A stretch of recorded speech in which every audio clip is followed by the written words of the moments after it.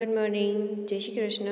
આજનું આસપાસનું ધોરણ છે, એમાં પહેલો ચેપ્ટર છે કે પૂનમે શું જોયું એ આપણે આજે શીખવાના છીએ.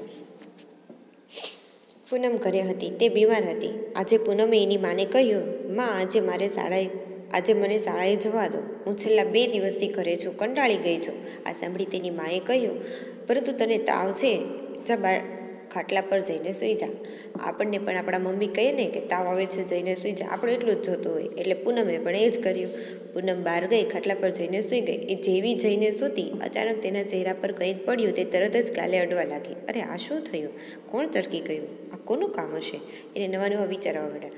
એટલે કબૂતરનું કામ હશે કે કાગડાનું? પૂનમને આ કાગડાનું કામ લાગ્યું. એટલે એણે તરત ઊંચું જોયું અને ઉપર જ્યારે જોયું ને ત્યારે ઝાડ ઉપર આ જે ચિત્ર આપણને બતાવ્યું છે એવું ચિત્ર એને ઉપર જોવા મળ્યું.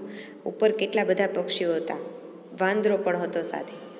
એટલે પૂનમે ઉપર જોયું અને તેણે વૃક્ષ પર ઘણા પ્રાણીઓ જોયા. અને જે પ્રાણીઓના નામ એને જોયા છે ને એ આપણે આ 8 બોક્સમાં લખવાના છે. એમાં કોણ કોણ છે? તો કબૂતર, કાગડો, ખિસકોલી, વાંદરો, કોયલ, ચકલી, પતંગિયા, પોપટ વગેરે. હવે આ લખાઈ ગયા પછી પૂનમે જમીન પર નીચે આગળનો પાર્ટ જોઈએ. પૂનમે જમીન પર પડેલું એક પાંદડું લીધું અને એના પાંદડા વડે પોતાનો ગાલ સાફ કરી દીધો. હજુ તેને ગાલ ચીકાસળો લાગતો હતો એટલે પૂનમે વિચાર્યું કે હું તળાવે જઈને ગાલ ધોઈ આવું. અને પૂનમ તળાવ પાસે ગયા. આપણે કંઈક હાથ કે ગાલ કે મોઢું ચીકણું થયું હોય ને તો આપણે પાણીથી ધોઈએ નહીં, ત્યાં સુધી આપણને શાંતિ ના થાય. એટલે પૂનમ પણ એવું કર્યું, તળાવ પાસે ગઈ અને ગાલ ધોવા માટે. અને જ્યારે એ તળાવ પાસે જઈએ છે ને ત્યારે તળાવ પર એને આ દ્રશ્ય જોવા મળે છે, જે દ્રશ્ય તમને તમારી બુકમાં દોરેલું છે. તળાવમાં ભેંસ હોય છે, ભેંસ ઉપર બગલો બેઠો હોય છે, પછી દેડકો હોય છે, બગલો હોય છે, બકરી હોય છે, કાચબો, આ બધા તળાવ પાસે હોય છે. આ દ્રશ્ય પૂનમે જોયું. આપણે નીચે એક્ટિવિટી આપેલી છે, એમાં પૂનમે જે પ્રાણીઓને જોયા ને એ આપણે અહીંયા લખવાના છે. આ 8 બોક્સમાં એમાં લખી દેવાનું: ભેંસ, બકરી, કાચબો, બગલો, દેડકો વગેરે. પછી આગળ 2 ક્વેશ્ચન છે. તમે તળાવ પાસે જોયેલા પ્રાણીની જેમ કામ કરી શકો? આપણે તળાવ પાસે જોયેલા પ્રાણીની જેમ કામ કરી શકીએ? હા કે ના? તો આપણે અહીંયા લખવાનું છે. નેક્સ્ટ ક્વેશ્ચન: કયું પ્રાણી કેવો અવાજ કાઢે અને કેવી રીતે હલનચલન કરે છે એ આપણે મનમાં વિચારવાનું છે. દાખલા તરીકે ભેંસ એ કેવો અવાજ કાઢે અને એ હાલે છે કેવી રીતે, હલનચલન કેવી રીતે કરે છે. પછી દેડકો છે તો એ કેવો અવાજ કાઢે, ડ્રાઉન અવાજ કાઢે, હાલે. તો કે દેડકો કેમ ચાલે? તો કૂદકા મારીને. એવી રીતે વિવિધ પશુ પક્ષીના અવાજની નકલ તમારે જાતે કરવાની છે. કાગડો શું બોલે? કાં કાં.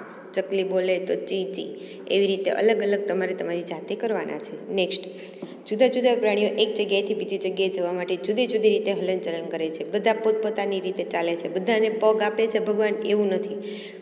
કોઈક પ્રાણીઓ ચાલે છે, કોઈક પેટેથી દોડે છે, કેટલાક ઉડે છે, પક્ષીઓ તળે છે, માછલી જેવા પાણીમાં તરે છે, કૂદકા મારીને ચાલે છે, ઘણા દેડકા જેવા.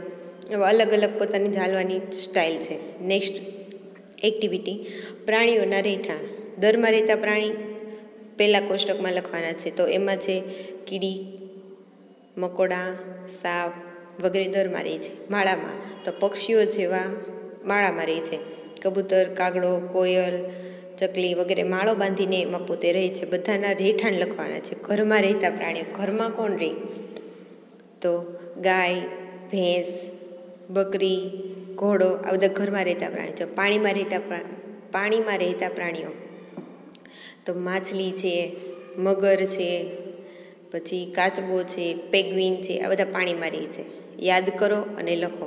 હવે આપણે બધા અલગ અલગ પ્રાણીઓને લખવાના છે. ઉડી શકે તેવા પક્ષીઓ: ચકલી, કબૂતર, કાગડો.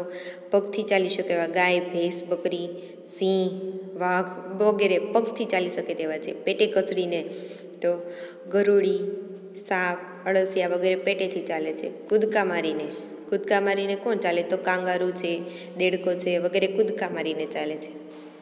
નેક્સ્ટ પૂંછડી હોય. ઉંદર, બિલાડી, કૂતરો વગેરેને પૂંછડી હોય છે. માથે શિંગડા કોને હોય? તો ગાયને હોય, ભેંસને હોય, બકરીને હોય વગેરેને માથે શિંગડા હોય છે.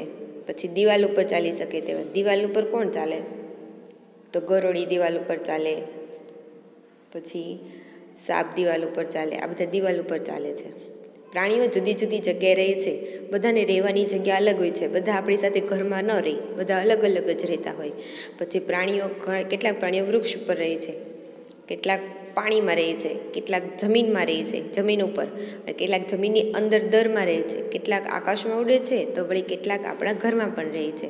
બધાની અલગ અલગ પોતપોતાની રહેવાની જગ્યા હોય છે. Thank you.